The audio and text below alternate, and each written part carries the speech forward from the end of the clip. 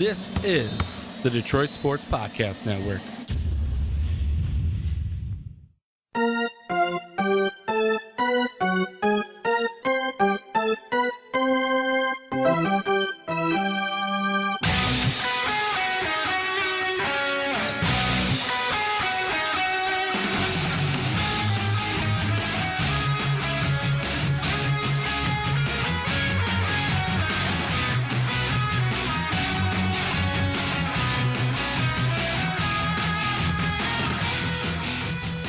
And welcome into the latest edition, another tasty and fresh edition of Tigers Talk with Chirco and Company. Alongside me, Hermano, Dom Chirco. Dom's always here now. Well, he won't be next week, though. But 3 straight weeks of Dom being in the saddle. Dom, what's going on today with you? Nothing much. Ready to talk on some Tigers and Hall of Famers. Lots of Hall of Fame discussion today on Tigers Talk. And Doc is here, John Macron, the man, the myth, the legend, really the godfather of this podcast network, you could say. Right, Dom? Absolutely. But he's got a scratchy throat today. We'll let him slide off and not talk as much to heal that voice, because it's a beautiful voice, too. We know that. Really a voice from heaven, Dom. He's not willing to go there. Anyways, we'll move on now. And first and foremost, big news from my company, Top Cat Sales. We are starting now a Top Cat Sales High School Coach of the Week for the high school basketball season. It launches next week at approximately noon. The poll of 5 candidates per week for high school men's and women's basketball coaches will be released Mondays, approximately at noon once again, and then the voting will last from then until Thursday at 6 on a weekly basis. And the poll will be listed weekly on DetroitSportsPodcast.com. So you can find it there every single week via Detroit Sports Podcast and Top Cat Sales as part of the Top Cat Sales High School Basketball Coach of the Week throughout the regular season and the postseason too. And that is all with that. Big news for Top Cat and Detroit Sports Podcast. And thanks, as usual, to the Detroit Sports Podcast and to DetroitSportsNation.com. As always, we are releasing each and every single edition of the podcast courtesy of DetroitSportsNation.com. But moving on, and Dom, you know what we have to talk about. We talked about it already pre-show, some Hall of Fame discussion. And Dom, you brought it up to me. Dom was a good player here, a good team player yesterday. Sent me a link to a Brian Kenny article, and if you don't know who Brian Kenny is, he's a big baseball aficionado, big into analytics, big into the hashtag Kill the Win movement when he was on Twitter, and that spread like wildfire. We remember that, Dom. What was that, 2-3 summers ago now, when he was actively on Twitter? He's no longer on there from my knowledge, but still a big active baseball voice on MLB Network all the time, does some boxing too, but we're talking baseball today and the Hall of Fame, and his recent article and what it had to say about which players should gain Hall of Fame status from the 80s, 90s, from the steroid era. And he named off all these guys from the steroid era that he believes on a numbers, basis, obviously, numbers only basis, they should be in. And these names are the following: Mike Piazza, the former Mets catcher; Jeff Bagwell, the former Astros first baseman; Roger Clemens, the former ace of the Yankees, Bo Sox, Blue Jays, Astros; Bonds, the home run legend, obviously the all-time home run leader in Major League Baseball history; Gary Sheffield, a former Tiger, but that's not what he's known for, obviously; Mark McGwire, Big Mac, the former St. Louis Cardinals first baseman; and athletics, won a World Series there with Tony La Russa in Oakland; and then Sammy Sosa. And all those guys are listed in this article about guys that he would vote in if he had a ballot. And he calls this first group the suspected of using steroids, that is. Dom, out of all those names, who would you vote in from that list, if any of those names? On the suspected list, Bonds is definitely in. If you want to vote, if you're voting steroid guys or not, that's no question. He was a defensive behemoth out there. He was good before he took steroids. A guy that I don't think, even Sammy Sosa, 600 home run club. That to me is an easy choice. Mike Piazza, Bagwell. You look at their, if you go, look at their WAR 7, the 7 years where they're at their peak WAR, and the average Hall of Famers peak WAR is around for outfielders, 41.1, 44.4, and these guys, Bagwell and Sosa, were well above that. If you look at it, their WAR, Bagwell's WAR was 79.6 over his career, and his WAR 7 was 48.2. Obviously, you look at it, this is his 6th year on the ballot. Obviously, he hasn't gotten enough votes because of the steroid allegations, and these guys haven't. But yeah, really all of them deserve to be. But the guy that you might leave off is McGuire at this point. And he was stating pretty much that he would, from these, list of suspected steroid users, these guys deserve to be in. Not saying that he would vote them in. He knows they're not going to get in more than likely for all these Hall of Fame voters out there. They're not going to vote this list of guys in because of their suspected usage of steroids. But they deserve to be voted in. Now, will they, Dom? I mean, the logic behind this is that because they did use the steroids, allegedly once again, but more than likely did, they're not going to get in the grand scheme of things. They will not garner enough votes. And remember, it's 75% of the vote. And you were bringing up WAR, wins above replacement, for a measuring stick, right? For all these Hall of Fame caliber players on the ballot right now that have not gotten in yet. And the WAR really for these players should be in that 70 or above range. You noted Bagwell, he's one of the guys that does have that, and some of these other guys do too. And really, that's a measuring stick that a lot of analytical mindsets now look at when voting in Hall of Famers. If you look at the Jaws scale by Jay Jeff, and you look at the WAR career, for left fielders, it's 65.1, and if in a combination of other positions, it's about in the mid 50s. And Bagwell, as you see, Bagwell is way above that. He's where's he at? He's at 79.6. So he's above the threshold, because the threshold really is, I mean, it differs per position. You're right, but I would say 70 or above. If you're at 75 or above, as Bagwell is, you're a Hall of Famer. And then I know we're going to get into it later, but Alan Trammell is right around that threshold too of 70 or and above look at his for OPS WAR in his plus. career. I mean, 149 among the rest of the guys. I mean, better than Piazza, better than Reigns.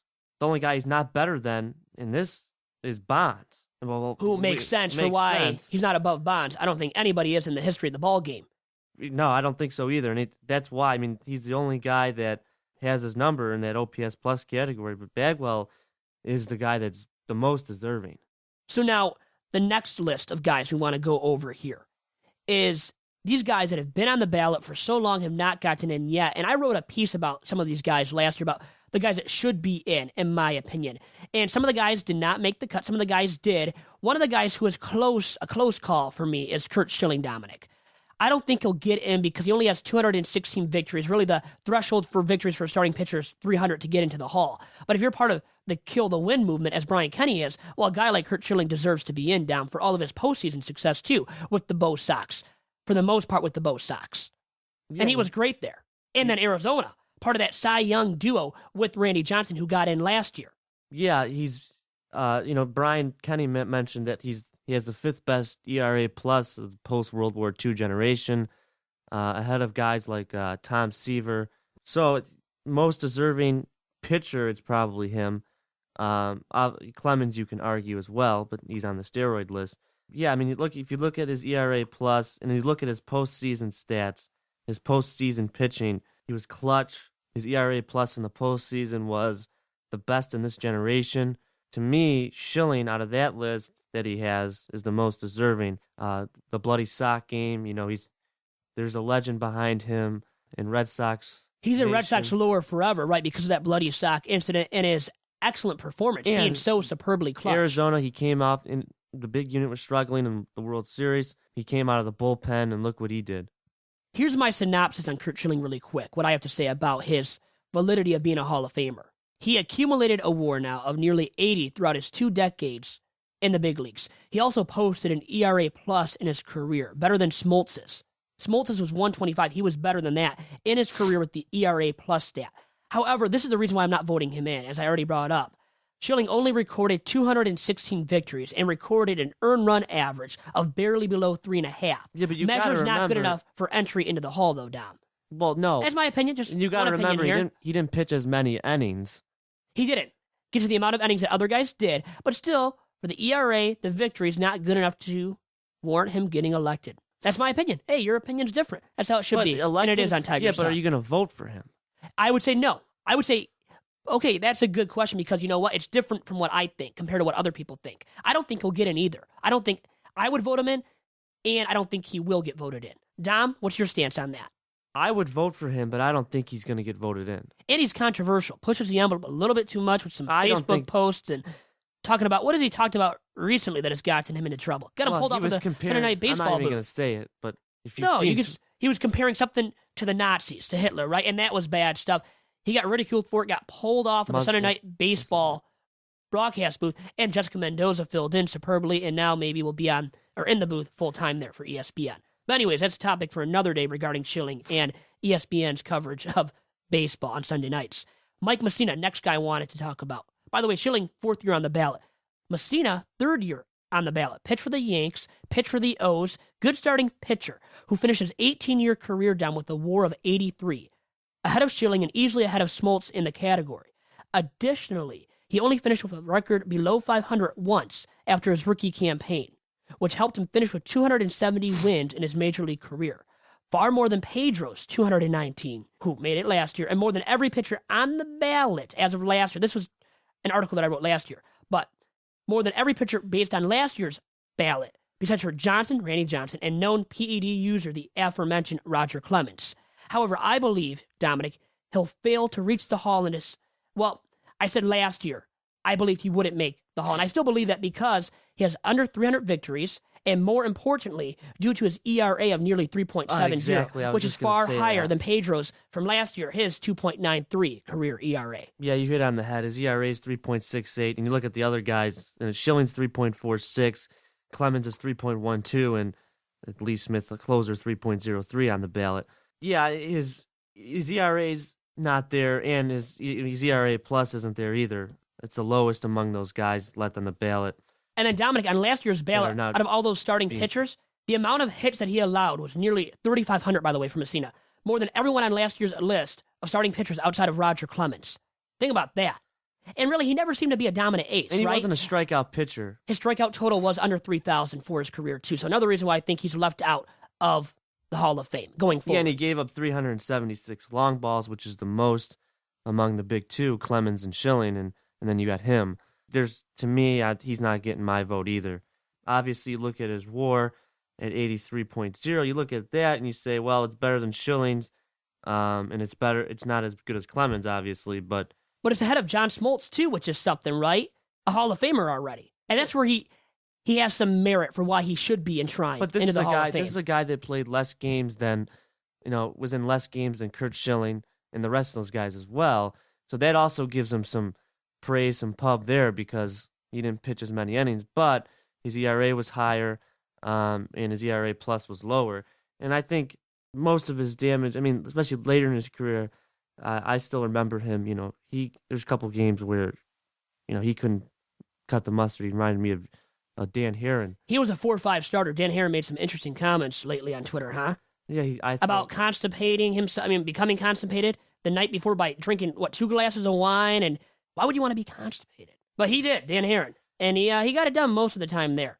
No, I was saying as far as velocity or pure stuff, yeah, pure stuff. And Messina never wowed you. Obviously, if you go back his earlier days in Baltimore, he wowed you more often. Where with the Yankees at the very end, but he still only finished, remember, with a record below 500 once after his rookie campaign. That's still stellar in itself, but not enough to get him into the Hall of Fame. No, and especially if you think Schilling's better, and a lot of people.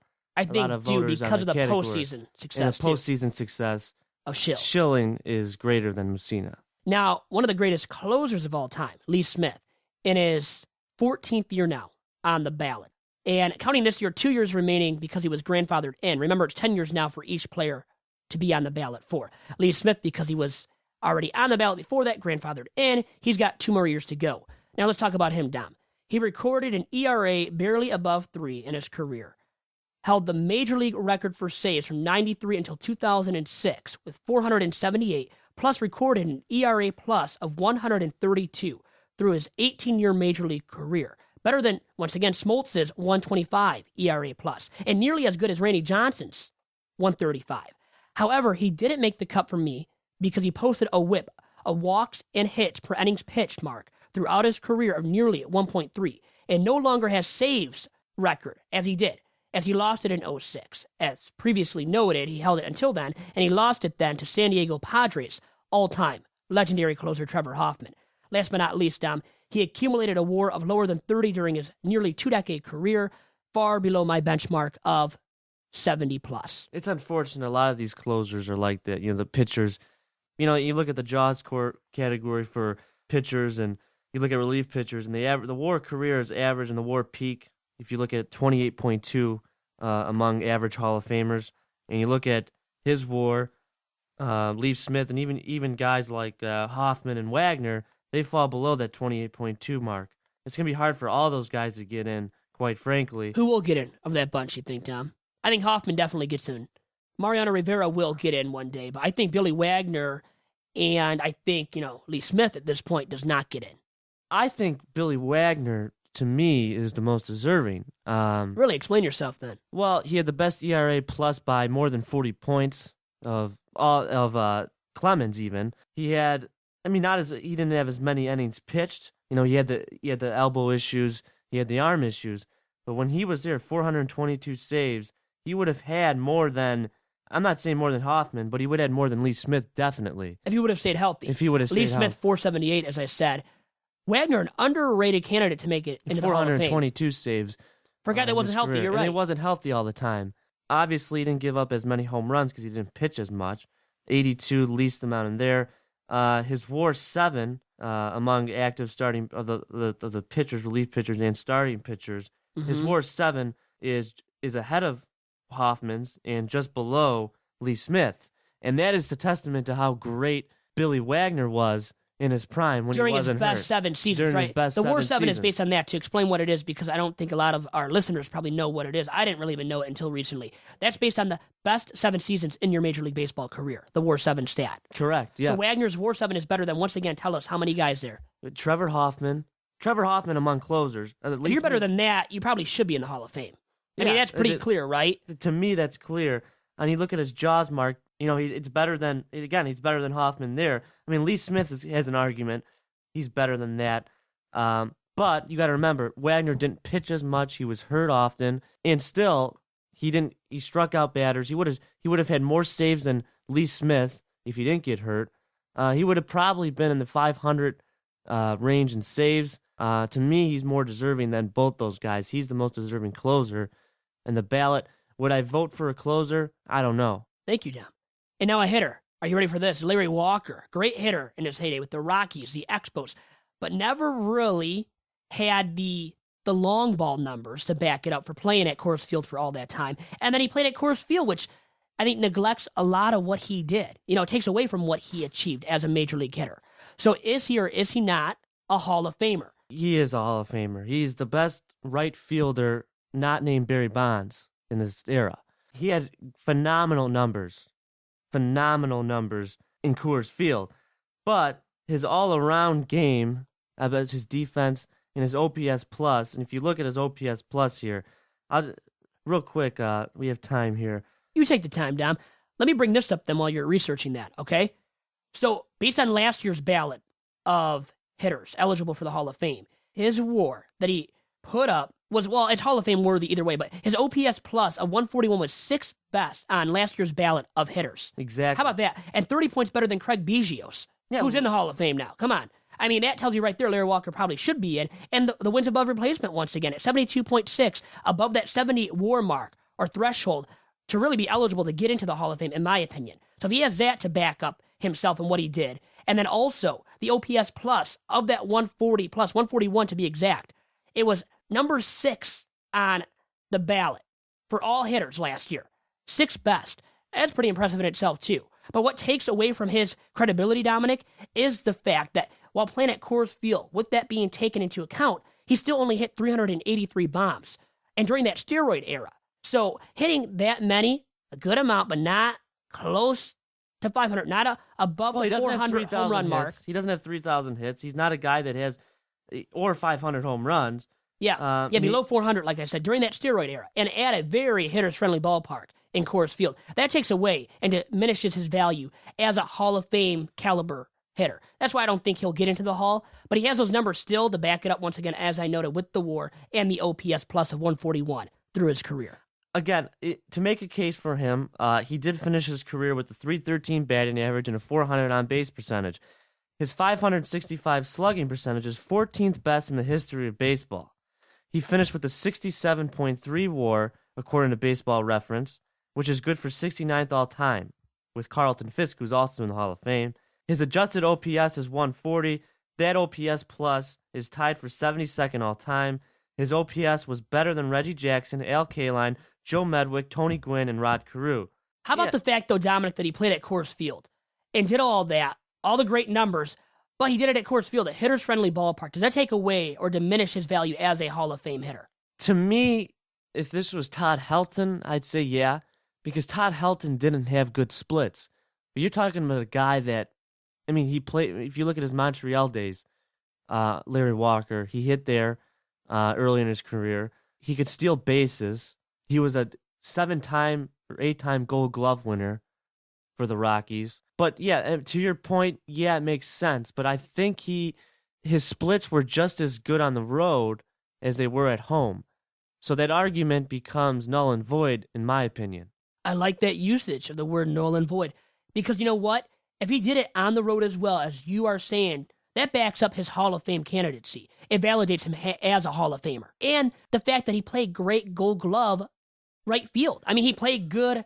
He was a good outfielder defensively for all those years during his prime. So with all that being said, okay, and I'll say this. There might not be much to discredit his value as a potential Hall of Famer. Go on. I have something. Mm-hmm. He was the first and only MVP award, despite the fact that the Rockies missed the playoffs. He was their first MVP award. Perhaps most notable, he was just as good of a hitter on the road, and I have it. He had 29 home runs away from Coors Field and finished with a road OPS that was 7 points higher than his home total. Wow, that's pretty impressive. That year, his MVP year, where he had 366, 452, and 72 slash line with 49 home runs, that was the first time 409 total bases were the most any big leaguer had collected since Stan Musial's 429 in 1948. And this is SB Nation article. Walker collected how many that year in that MVP winning 409 season? total bases. So the almost best as many. Stan Musial. Almost as many as Stan the Man Musial. Exactly the same. He's a as legend. Stan He's a the Hall Man of Musial. Famer. He's an icon in St. Louis. And I mentioned, I was telling you, this is not a Todd Helton case. He was just as good, if not better, on the road than he was in Coors Field. He slugged 500 better outside of Denver 4 times. His MVP year, he finished with a 443 on-base percentage on the road. He eclipsed 400 in away games in 2 other seasons while with the Rockies and slugged 500 or better outside of Denver 4 times. Overall, he posted an OBP of 400 or better for 8 consecutive seasons, a feat only 36 other players in history have accomplished. Thank you. Are those guys in the Hall of Fame, though, I wonder? That'd be something to look into that, if you really dove deep into it. But you're saying with all this being said by you, Dom, do you believe that Larry Walker's a Hall of Famer then? I believe that you think that. Absolutely. And I'm going to say no. We will agree He to gets disagree. my vote. He gets my vote. He gets Dom Chirco's vote, will not get Vito Chirco's vote. I mean, sorry about that, Colorado Rockies and Larry Walker His fans. Jaws score is 58.6, so that's 10th among right fielders in the Hall of Fame or not in the Hall of Fame. To me, he's the second best right fielder now. I mean, better than Sheffield even, if you go there. On this ballot, the only guy that's ahead of him is Barry Bonds, but obviously those guys that aren't voting for Bonds, if you're going to vote for another right fielder, it's Larry Walker. Bonds and Walker. Dom has said it. He has made his piece about Larry Walker, and I think it makes sense, Dom. Very valid points there. Moving on, though, to an infielder now, and a longtime Tigers shortstop in Alan Trammell. Final year on the ballot, not looking likely that he'll get in, maybe as a result of the Veterans Committee, part of that expansion era committee.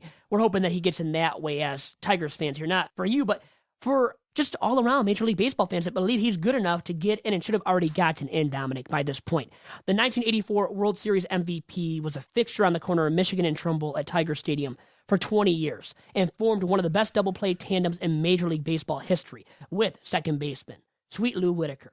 He also should have won the 87 American League MVP over George Bell after Trammell's Tigers, aided by Tram's .343 batting average, 28 long balls, and 105 runs batted in, passed Bell's Blue Jays down the stretch to claim the 87 AL East division crown. With that said, there's also the pure fact that Tram's WAR of 70.4, once again above that threshold of 70 for me for Hall of Famers, was good for fourth best on last year's ballot, Dominic, behind only the face of the steroid era and all-time home run king Barry Bonds, plus Houston Astros longtime first baseman Jeff Bagwell, and the Canadian Baseball Hall of Famer himself, Larry Walker. And in fact, Trammell's wins above replacement mark eclipsed last year's Hall of Fame inductees, Smoltz and Biggio. How about that as well? And then there's a case to be made for Trammell as a defensive star there at shortstop. And Dominic, he really did it all. With all that said, I mean, he won a few Gold Gloves. Silver Slugger awards there at shortstop. Could do it all as a guy playing in an era where shortstops did not hit the ball that well. But he was overshadowed, right, by Ozzie Smith. Also by the fact that Cal Ripken Jr. played there, too, for a long time with the Orioles. So all of that being said, he deserves to be in. And bringing up Ozzie Smith, he really deserves to be in the Hall of Fame over that legendary defensive wizard for the Cardinals in Ozzie Smith. When you look at that, Ozzie Smith only hit 28 home runs and recorded an OPS plus of below 100 in his 19 years spent in the majors. Yet Smith, the wizard from the Cardinals, is in the Hall. Tramm is not. Tramm deserves to get in, but sadly, Dominic, at this point in his last year on the ballot, will not. Now your take. Will he get in, final year on the ballot, and does he deserve to get in? He deserves to get in, but with 25.1% last year, he's not going to get in, unfortunately. He's the 8th best shortstop among players of all time, at least playing half their games at that position. His WAR 7, which is a stat used by Jay Jaff, totaling the player's 7 best seasons. He's 8th there. Big offensive seasons, better offensive player than Ozzie Smith ever was. The best offensive shortstop of the 80s is Alan Trammell. He should have won an MVP in 87, over the aforementioned George Bell in 87.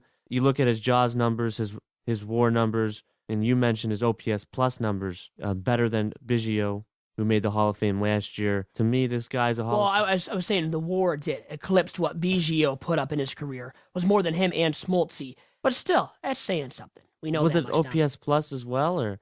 His OPS plus actually, I mean, it was better than Ozzie Smith, but overall wise, based on the list of hitters on last year's ballot, such as Biggio and Bagwell, and then Larry Walker, Trammell's OPS plus actually paled in comparison to that Rockies all-time great Larry Walker and some other guys. Actually, 18 other guys on last year's ballot. Subsequently, he might not be a guy that deserves to get in. I mean, with that being said, as I actually wrote in this piece last year for Outside Pitch MLB, I brought up those concerns of mine and said that Trammell probably did not deserve to get in based on those merits. But on some other merits, he deserves to get in, and as a lifelong Tigers fan, I believe he did enough in his 20 years at the corner of Michigan and Trumbull to deserve the recognition of a Hall of Famer. But, I mean, when you look at Bill James's standards for getting in, Trammell's standards, or what he put up, lag behind the standards for Hall of Famers made by Bill James. It's kind of suspicious. That is something OPS there. plus, I thought you said, because I thought you No, said. I just said he has a better one than Ozzie Smith. That's what I said. I know you got mixed up. I said a lot there. But WAR better, OPS plus not. But the WAR of 70.4, Dominic, that's above that 70 threshold, which I believe is good enough to get a guy into the Hall of Fame. He's worthy, but he doesn't get my vote. Short. Yep. Agreed, actually. Even though I think I want him, I know I want him to get in. He will not. Final year on the ballot. But as part of the Veterans Committee now, if you were a voter on that committee, will he get in through that process, Dom? Would you vote him in as a member of that committee if you were? Yeah, I'd vote him in as a member of that committee. There's a lot of guys that... The thing is, there's a lot of deserving candidates that are going to get that same second recognition who didn't get voted in. So, yeah, I would consider it. We'll see. I mean, if a guy like Tim Raines doesn't get in, or Larry Walker... They deserve to get in, you're saying, over Trammell. Over Trammell, yeah. So if you did a Tigers, though, Hall of Fame, exclusively for guys that have not gotten in yet from Tigers past and Tigers lore, Trammell, Whitaker, Jim Leyland. For me, those are the three that would get in, I think, right away from the Veterans Committee if I was on that and was voting Tigers in. Now, for you, Dom, who do you think deserves to get in as part of that Veterans Committee one day? Besides for maybe Trammell, because Trammell looks like the clear-cut favorite to get in via that committee one day. Probably just Trammell. So no Sweet Lou. How about Leyland, who could go in as a Tiger manager, remember, after all that he achieved with the Tigers from 2006 to 2013. He doesn't get my vote. Didn't win a World Series. Didn't do enough, he said. Doc, let's bring you in really quick. I know you're refreshing your everything, freshening up and getting your voice straightened out, and it's going to be up to par, at least good enough for this quick note, and your opinion here on the Tigers Hall of Famers potentially that will get in based on the Veterans Committee. Who do you think could get in via that route? I know, obviously, the first two will be Lou and Alan Trammell. Here's the thing. The one comparison that you make is you have to compare who's in the Hall of Fame. So you see that, and you guys spoke on it, Ozzie Smith's in the Hall of Fame. So you just compare Alan Trammell's numbers straight up to Ozzie Smith's, they're better, aren't they? So for the most part, across the board, he has a significantly competitive resume. So, one of the things that I was reading a little bit was playing in Detroit and not in a big market. If Alan Trammell would have played for the Yankees, if he would have played for the Cubs, if he would have played for one of the traditional big market teams, then he would have then likely had more accolades. In Detroit, he was very, regionally, he was very well known and very popular. But across Major League Baseball, he was very underrated. And there was an interesting point that I read, I think as early as today. It said that Sparky in the 1987 season came out and was really furious that Alan Trammell wasn't the league MVP. And he said, and Alan Trammell kind of kept it at wraps and things like that, but he really felt like because he wasn't named league MVP more often, he was definitely, as you said, in 84, named the MVP, but because he wasn't recognized nationally and because he didn't get as many accolades that a lot of other people could see, then he is definitely downplayed. And, we appreciate him here. In the end, yeah, it's kind of a shame that he has to go through this year after year after year, but if he gets in through that other way, I think he'll be appreciated. But in the end, whether you're a Hall of Famer or not, that's based on votes. His resume speaks for itself. He has a Hall of Fame career. Whether or not he gets in really is irrelevant. In Detroit, he's part of a tandem that will forever be known in Detroit as one of the best tandems with Lou Whitaker of all time. And that's the measuring stick. And it just kind of also sucks, too, that his stint as manager of the Tigers didn't go that well. It was so crappy. It was disappointing in that. 119 losses in 03. His first year on the job. Come on, man. Yeah, not good enough, huh? But you see the talent that he was given. He wasn't given a fair shake. And in the end, I do believe he's a decent manager, but the shake he got in Detroit wasn't good. But I'm fascinated to be listening to what you guys were saying. But with Alan Trammell, it's just unfortunate that he hasn't gotten in. They haven't gotten that recognition. And in the end, the whole 84 team, while we talk about it a lot, that 35-5 start, going wire to wire, bless you boys, the impact that they had socially in Detroit and the effective play that they had, that was one of the great all-time baseball teams. It's not talked about enough. The longest double play tandem in Major League Baseball history was made up of Trammell at shortstop, Whitaker at second base. Yet neither guy will be elected into the Hall of Fame via this route, the first kind of way getting into the Hall. After 10 years, 15 for Tram being on the ballot, not getting elected in, and at this point in his 15th year, exactly his 15th year, he will not be enshrined into the Hall of Fame via that route. Maybe as the Veterans Committee will look over his resume, they will decide to vote him in. I think they should. Whitaker, I don't think will. I think Leland, though, does deserve some merit and does deserve to get in maybe as that Tiger skipper, too, for what he did. Have you guys reviewed Bobby? Yeah, the amount of wins that he accumulated over his time. Have you guys reviewed Bobby Higginson's numbers? He was one of the greatest Tigers, Dominic, in that book. We were kind of surprised by that, Doc and I, when we looked over the rankings and saw him at like number 30. Where was he at? 28, 29, 30, like right in the top 30, Dom. Yeah. Surprising to you, right? He played in a bandbox, too. What helped him is probably because how good he was in Tiger Stadium. Oh, yeah, because his years at Comerica Park were not nearly as good. He wasn't nearly as good. He was washed up already. By the time he got to 32, 33, he was washed up. That's pretty sad for a guy that's in the top 30 of your best players as a franchise. He was one of the early athletes when I started watching sports that got a contract that you looked at and was like, ooh, that's a nasty contract. And he Can definitely... you use some of that, maybe? Yeah, he definitely did. And that Little Caesars pizza? I think a lot of Tigers guys their numbers were inflated those waning years in Tiger Stadium. Okay.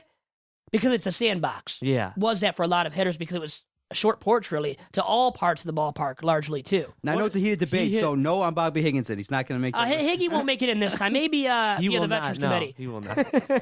One day, we shall see. But Trammell, really quick, I was going to ask you, sorry, D, being exclusively a Tiger, does that hurt his chances? Has it hurt his chances, really? At this point, we know he's not going to get in, but in the past, has that hurt his chances? The fact that he didn't play on the East Coast for the Bo Sox or the Yankees, or for a large market ball club on the West Coast, such as the Dodgers? Yeah, what do you think? Yep. And I think you can say the same thing about a guy like Tim Raines, who's the most efficient base stealer of all time, even more efficient than Tony Gwynn, who played on the West Coast. In Montreal, Tim didn't get a lot of recognition there. Canada's second team, they're known to be. The Blue Jays are the team that everyone, when they think of Canada, they thought of the Blue Jays at the time.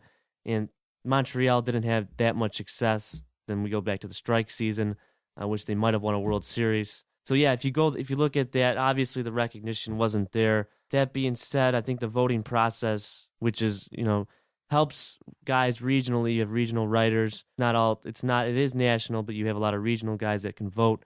That shouldn't be too much of an issue, but I think it hurts just about everyone else, especially Montreal, because Montreal became a wasteland at that. And now it's no longer a Major League Baseball franchise. That's hurt Reigns' case probably, and the fact that the Blue Jays were a behemoth. The Expos were always overlooked and never achieved up to par, up to the standard that the Blue Jays set for themselves in Toronto. So Reigns hurt by that. I think Trammell hurt by the fact that he played exclusively for 20 years with the Tigers in Motown. And really quick, not to totally defend Ozzie Smith because I don't want to do that, but Ozzie Smith's career WAR is higher than Alan Trammell. I was surprised by that, but I wrote that in this piece after doing some extensive research, as you know I do, Dom, for every single piece that I write. So he does have some merit. That's why Ozzie Smith isn't in the Hall of Fame. It's not like he doesn't deserve to be in there. You probably did a graph on Ozzie Smith and even Alan Trammell, just compare those two guys and look at like their UZR. His UZR was probably close to 100. Ozzie Smith, he was that good defensively, so that's why his WAR is higher than Alan Trammell's. And his defensive runs saved was probably the best ever, maybe among all positions.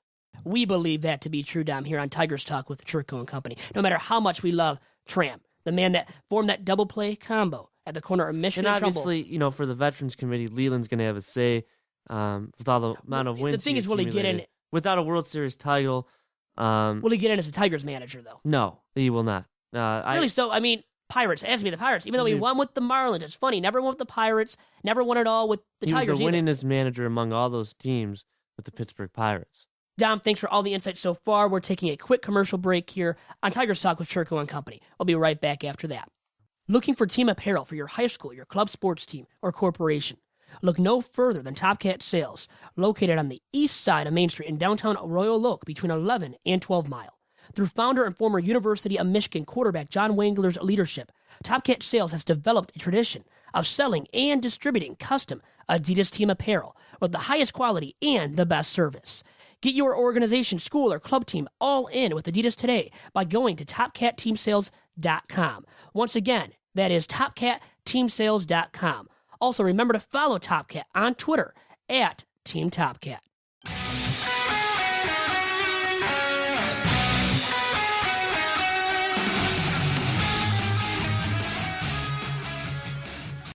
And back here on Tigers Talk with Chirco and Company, with yours truly and my brother Dominic Chirco and the Doc, the godfather of this Detroit Sports Podcast Network, the one and only John Macaron. Dom, you have a point to bring up really quick I was going to say, out of the break. Out of the surefire guys not to make, for sure, that are not going to make it, the first-year guys are probably might get less than the 5%. Who would you pick the best out of these guys? Mm-hmm. Mike Sweeney, Mike Lowell, Garrett Anderson, Randy Wynn, Jason Kendall, Luis Castillo, Mark Grudzielanek, David Eckstein, Brad Ausmus, Mike Hampton. That's laughable. Mike Hampton, Troy Gloss. I think Gloss deserves it the most. I mean, for all the power numbers, RBI production over the years, I would say him, with the fact that he had those great years with the Halos, specifically with the Halos. Some with the Cardinals, too, is pretty darn good there in St. Louis for a while. So for me, him, but I liked, just as a fan of who they were as players and who they are as people, I like Mike Sweeney, and I like David Eckstein. David Eckstein, the World Series MVP in 06. I thought for sure you were going to say Mike Lowell. No. Why would you say that? Well, I would say Mike Sweeney. He didn't achieve any postseason success there with Casey, but nobody did during that era of Casey Royals baseball. But Mike Sweeney, a Christian man, good man on and off the field. But he got into that one fight, remember, with Jeff Weaver. Jeff Weaver got him riled up enough to cause Sweeney to charge the mound against Weaver. And that was something to see. That was really the highlight of those Tigers years when they were so dismal that they lost 90 to 100 games per season. But anyways, Dom, who would be your choice of those guys that are going to get less than 5% of the vote on this year's ballot? Not going to be Brad Ausmus, I believe. I mean, the guys that are going to get votes, I mean, if you look at a guy that just batting average, Luis Castillo, I mean, he good on base percentage guy, always has been. And then among first-year guys, he's number one there. Among the guys we mentioned. Obviously, he doesn't have the OPS plus numbers. It's interesting to see. A guy that's probably the most deserving, though, you mentioned him, the greatest power source of all those guys was Troy Gloss. His OPS was 15 points higher than Lowell's even. Could have fielded at third base, He could too. field at third base. Did he win a Gold Glove? I know Mike Lowell did. Mike Lowell was good enough to get it done, and he got a on Gold Glove defense. or two. Yeah. Castillo, again, a great on-base guy, the best on-base guy. Obviously, doesn't mean too much. And he had hits. If you look at the hits, let me see here. Of all those guys, I'm going to guess. And then Gloss played first base. He was a power-hitting guy at both corners, at the hot corner and at first base. Never won that Gold Glove. Well, you had Mike Lowell there, too, winning some. And Lowell was that defensive standout who won a World Series, went to the Bo Sox then. I kind of like the merits of him being in this discussion, too. Yeah, I mean, think he deserves some attention for a vote or two. He won a World Series MVP in 2007. He was 7th in batting average for a year. If you look at just about everything else, total zone runs, 19 in 1 year in 2006. Great defensive third baseman. Even better than the guy you mentioned, Troy Gloss. I mean, Yes, sir. If you look at Definitely. all time, his total zone runs, and this is something as a third baseman, he's 20th with 65 playing third base. He's 28th at double plays turned. His fielding percentage for his career as a third baseman is .974, second all time. Yeah, Gloss is only .952. That's impressive what Lowell did there at third base for all those years at the hot corner. And he offensively in 2003 won a Silver Slugger award. I mean, offensively he did that too. So it wasn't just a defensive wizard. Mike Lowell, to me, I have to go with him. Really? But I like you gave a lot of good reasons based on the defensive measures, too. He outlasts Troy Gloss in that realm of the baseball spectrum for a position player. Lowell has that on Gloss big time. But anyways, I wanted to move on from these great players of the past to look at some broadcasters of the present. So looking at some sports media and baseball media now and bringing attention to the Fox MLB broadcast booth shakeup and the number one announcing crew for Fox. Joe Buck's still going to be there for 2016, but no longer will be Tom Verducci or Huggin Harold Reynolds, as I like to call him. HR's out was not good, Tom. He was ridiculed, embarrassing for Fox. They had to get rid of him. Verducci, though, surprisingly good as that former reporter / still baseball writer, columnist, doing the job of a broadcaster and very good as a commentator, too. But not good enough to keep him in that booth. And now John Smoltzy is that guy as the color commentator sitting alongside Joe Buck in the number one Fox, MLB on Fox broadcast booth. And I like the change to John Smoltz. But I kind of would have liked to have seen Verducci get another shot to be that guy that maybe mixes and matches with John Smoltz if they stuck with a three-man broadcast booth. But obviously they wanted to get rid of that three-man broadcast booth and go to the traditional two-man with the play-by-play guy and the color commentator. Dom, your thoughts on that move by Fox to change it up? John Smoltz is very insightful. Obviously better, if you watch the World Series, you had to deal with Huggin Harold Reynolds. As I like to call him. Yeah, insightful, and I really like him on MLB Network, too. Great Studio 42 analyst. Knows the pitchers. Him and Ron Darling work together good, too, as well, as a team there. I think Fox made a great choice. Simple as that. It's kind of sad, though, Matt Vasgersian, our boy, he's being broken up. Former San Diego Padres. And MLB The Show announcer. Yes. Very good on that. Our friend of the podcast, Nick Schmiegel, loves him some Matt Vasgersian. Sad to see him get broken apart from John Smoltz. That was a very good number 2 broadcast booth for the MLB on Fox. Dominic, transitioning now to Yoenis Cespedes, your man, favorite target right now, the White Sox, presumably at least from all reports. And it sounds like if he comes down on the years, if he does that, the White Sox are entertaining the idea of signing Yoenis Cespedes. Do you think they will find a match with him in terms of those contract financial terms to where it's feasible for them to afford and then pay Yoenis Cespedes? It's going to be very hard to sign him out of the Gordon-Cespedes duo just because I think there's more value out of him from an offensive standpoint, and he's going to want more money. He's more glitz and glamour than Gordon. And quite frankly, either way they could benefit because the White Sox could use another left-handed bat in that lineup, especially with the sluggish performance in 2015 campaign from Adam LaRoche. We really don't know if he's going to bounce back or not. Maybe add good insurance in the outfield and good defense if Gordon's there. I think Gordon's more fit for that 3-year deal for the Sox. Again, another thing the White Sox obviously improved defensively, but another thing the White Sox could do they're having trouble with is, their two best players are on bargain deals, relatively speaking, from other teams. You got Jose Abreu, $68 million range for 6 years. And then you have the 5-year deal, an extension they signed with Chris Sale. So they don't want to get above that range. And if they go more years, they're going to have to pay him more money. And Yoenis Cespedes is going to be the highest paid player on the White Sox. And they don't want that. How much money do you think he'll get, Dem? I think he'll get $75 million. Not more than that. So over how many years, too? 5 years. Yeah. Yeah, I'm thinking 4 or 5. He's not going to settle for 3 years with anybody, I think. Now, Alex Gordon, I could see him doing that.